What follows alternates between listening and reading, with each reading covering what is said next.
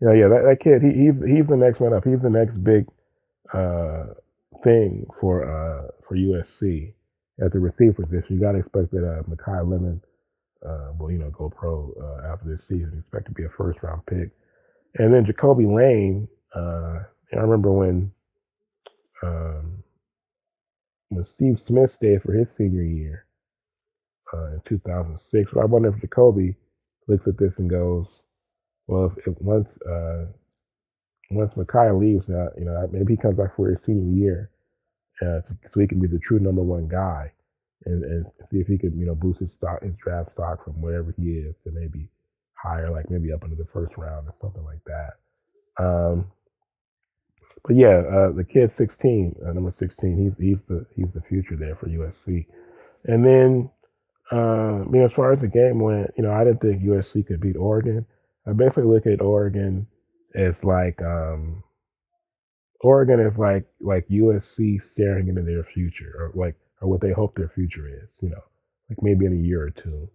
And basically, Oregon has been good ever since Chip Kelly was there, basically.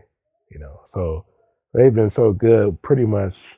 Well, other than when they had to fire Mark Helfrich, but they've had over the last 15 years, they've had a lot less ups and downs than USC has had. So their program is run a it's like it's run a they're like a little bit more of a machine than USC is right now. Now I know USC could play with Oregon. I just didn't think they could beat them. Like I said, Oregon is just further along. Hopefully, in a year or two, USC will be able to be as good as Oregon. Oregon was without some of their key guys at receiver and at running back. But, Oregon's not really the type of team that um, they're not really the type of team that like they don't have like a true number one receiver like how USC has with Makai Lemon. Really even like Jacoby Lane was probably the best player on best receiver on Oregon. But they have a lot of depth, and they were able to just come up there and just keep doing what they do, and they locked themselves into the playoffs.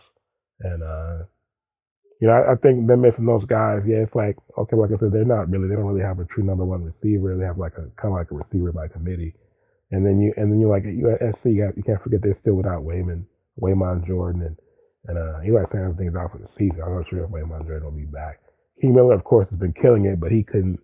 The Ducks shut him down yesterday. So, um, yeah, I'm not too down about it. Of course, hoping USC could win. I would have gotten them to 9-2 and put them in, firm position for their first ever college football playoff berth.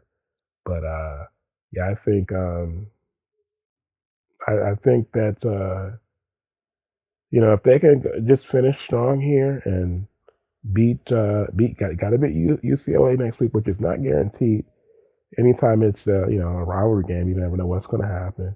There was a point earlier in the season where USC, after looking like one of the worst teams in college football, one of the Power Five conferences, they started playing a little better. Lately, it hasn't been as good. But when you got LA kids playing against LA kids, there's a lot of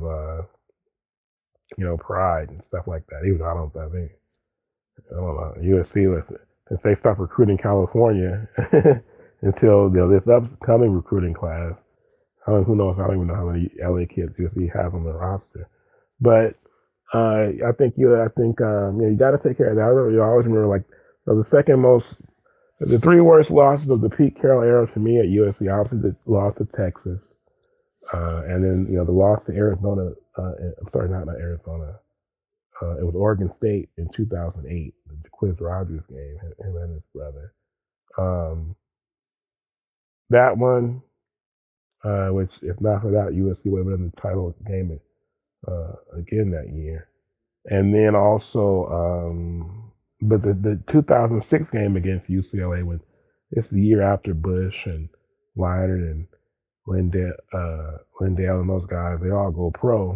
USC comes back to 10-1 the next year with John David Booty, one of Pete Carroll's best coaching performances, and they go out there against UCLA and they lose 13-9 at the Rose Bowl. So Yeah, definitely. I mean, I would say that was the second worst loss of the USC era. I'll never forget when that kid, forget his name. I think he was a linebacker. And when he tipped the ball up in the air and turned around and caught it before he hit the ground, I don't remember when that happened. My dad was shocked. My dad was blown away by that play when that happened.